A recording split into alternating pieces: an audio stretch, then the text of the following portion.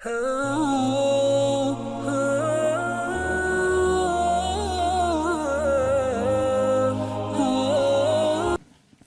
you've got to think also, your co-researchers are your co-authors.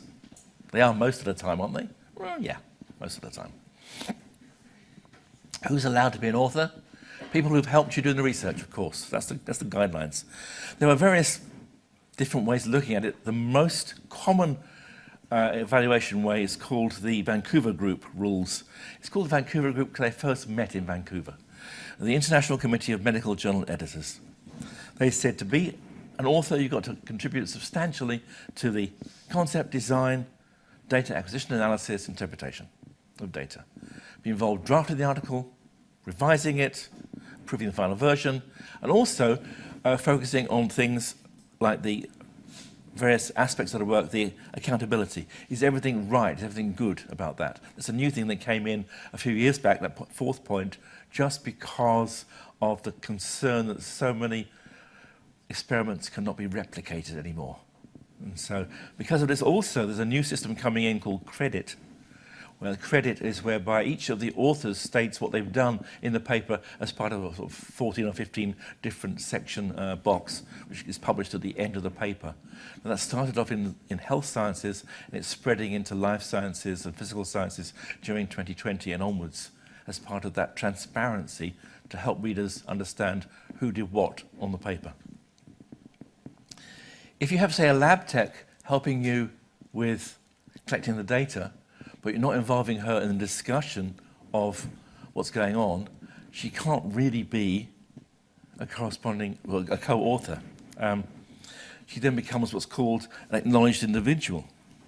But if you involve her with the discussions and everything else as well, she can be a co-author as well.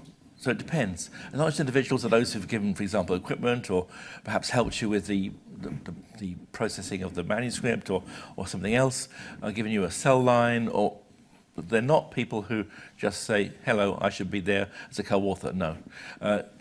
Acknowledged individuals, it's a very difficult area. Some parts of the world have great problems with having too many co-authors who don't deserve to be there.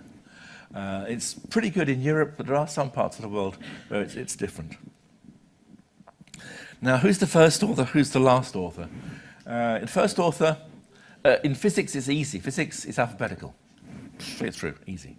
But for the rest of the world, non-physics, first author is the person who's done most of the work.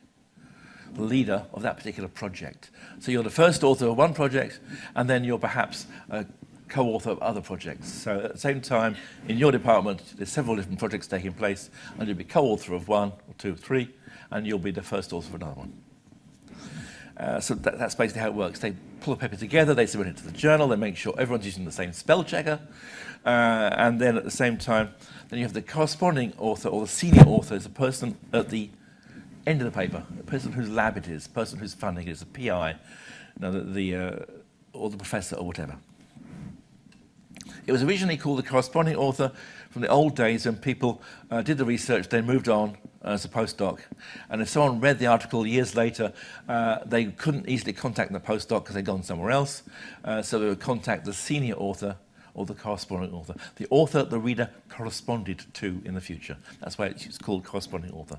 It can be confusing, so many journals now call it the senior author. What you've got to avoid are ghosts and gifts. And as I said, a ghost author is interesting. A ghost author is someone, it's not the paranormal, a ghost author is someone who you should have had in the article but forgot. Someone who helped in the research, someone who qualified by those 4 different characteristics are involved in, but they were somehow forgotten. Now, how can you forget an author? Apparently it's pretty easy, because I actually get probably an email a month from my various journals, no, together, not per journal, but email a month, someone saying, hey, I should have been a co-author on this paper. Now we use what's called the Committee on Publication Ethics, COPE, guidelines, and then we go to the guidelines. It says, contact all the co-authors and say, hi, this person said there should be a co-author, what do you think? 9 times out of 10, it's, oops, we forgot her. And most times it's someone who was there at the beginning of a project. and then left to go to another lab, another institute, another university. And then you forgot her when you're pulling it all together to write the paper a year and a half later. But she was there setting up the experiment, setting up the whole research project, but then she moved on. Okay. So how do you make sure that person gets involved? Because if it is someone who should have been there as a co-author, you've then got to do a sort of corrigendum, whereby you apologize to the reader, this person should have been in there. So basically you all look stupid having forgotten that person. So far better that you actually think about it and reach out to these people while you're writing the paper. Hey, we're finally writing the paper. Yeah, we got there in the end, okay.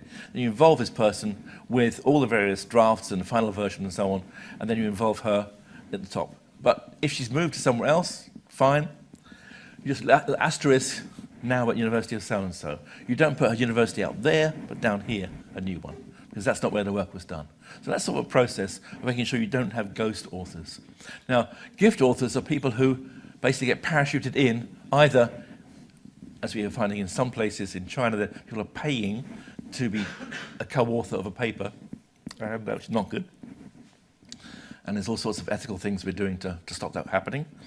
And also, sometimes people who are just thinking they should be in a list of authors because they run the institute, because therefore they have that right to be a co-author.